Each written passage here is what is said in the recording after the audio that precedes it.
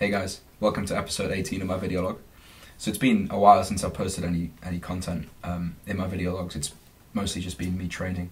Obviously Yusuf and I recently competed, and although it went well, I kind of competed under really what I was expecting.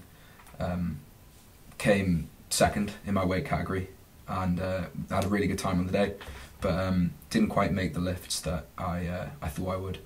I think it's just something that I'm going to have to come to terms with, that my gym performance is probably always going to slightly surpass what I'm able to do in a meet, just because obviously in a powerlifting meet you're not lifting, you're not squatting when you want to squat, or benching when you want to bench, and I ended up deadlifting it at like after 10 o'clock at night. I weighed in at 8 AM and was drinking caffeine and coffee and getting really amped up watching Yusuf lift.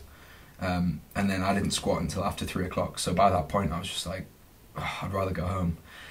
So there's that element to it, and then there's also, I think, perhaps my 2-week taper was slightly too short, and that I could have benefited from tapering for 3 weeks, which is what I'm doing in the build-up for the Nationals this time.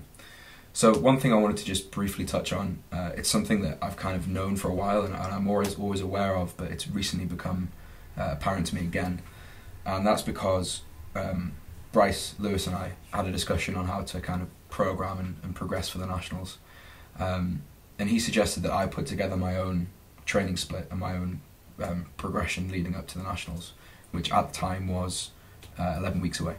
So I read more stuff on RPE and Mike Toucher and the methods that he uses to kind of enhance the direction that I was already going in with my training.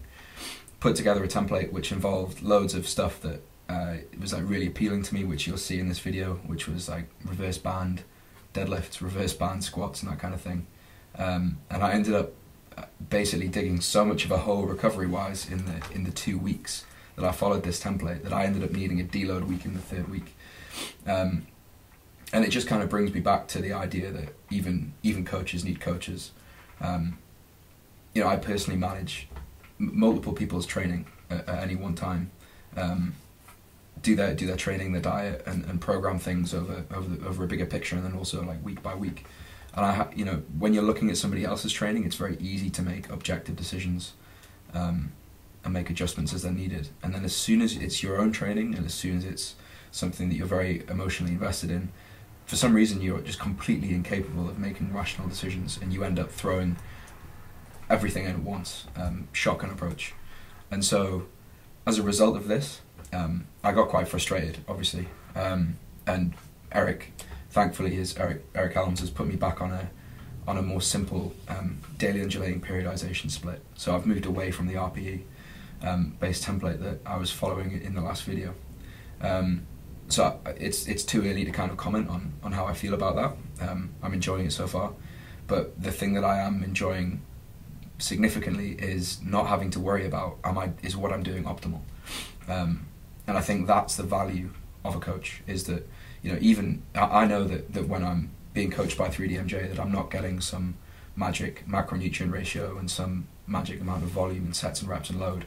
I know that really, if I wanted to, I could arrive at the same decisions, the same plan myself. It's more that even if I sat down with a pen and paper and wrote my own daily undulating periodization split, it would look nothing like what Eric has given me, simply because I would add much more volume, use heavier loads, and if I did arrive at what Eric had given me, I would just second guess it all the time. I would always be thinking, is this enough volume? Should I be training more frequently? Should I be squatting more frequently? But because I've delegated that, and that's no longer my decision to make, it's very mentally freeing. I can apply my effort to the training, I can apply my effort to being consistent both in and out of the gym, and I think that's where the value of coaching lies.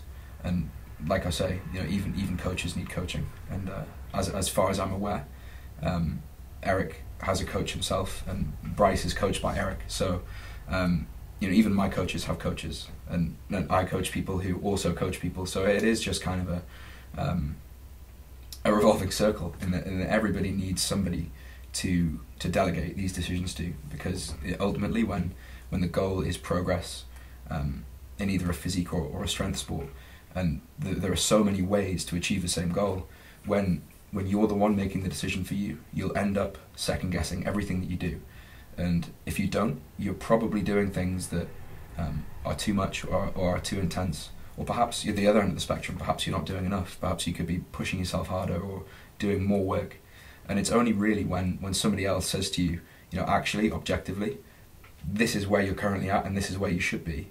Do you really are you able to take a step back and go, oh yeah, like I didn't need 12 sets of curls at the end of every session, or I didn't need to squat four times a week. So yeah, that's really what I wanted to talk about.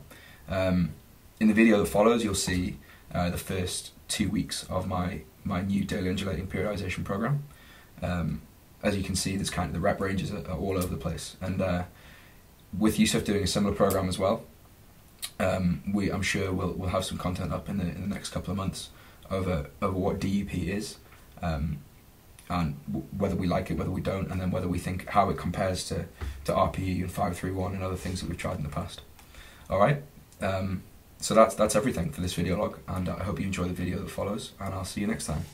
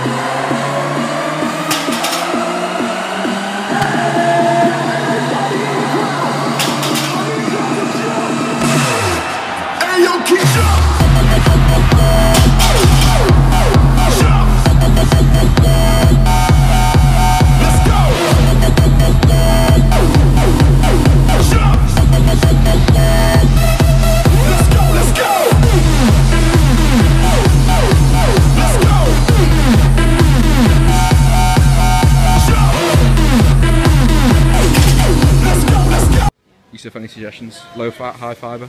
Because you shop here all the time, don't you? Yeah, like law thrillers, sort of crime thrillers are generally quite high fibre. Okay.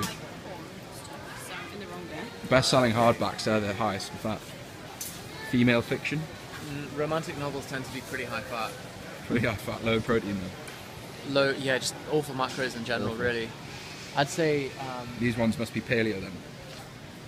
That's definitely paleo. Oh. That's all green and animal. So that one must be paleo. That's pretty lean proteins, really. Cat. Quite lean. Yeah, cat's very lean. Bit stringy though. Very stringy.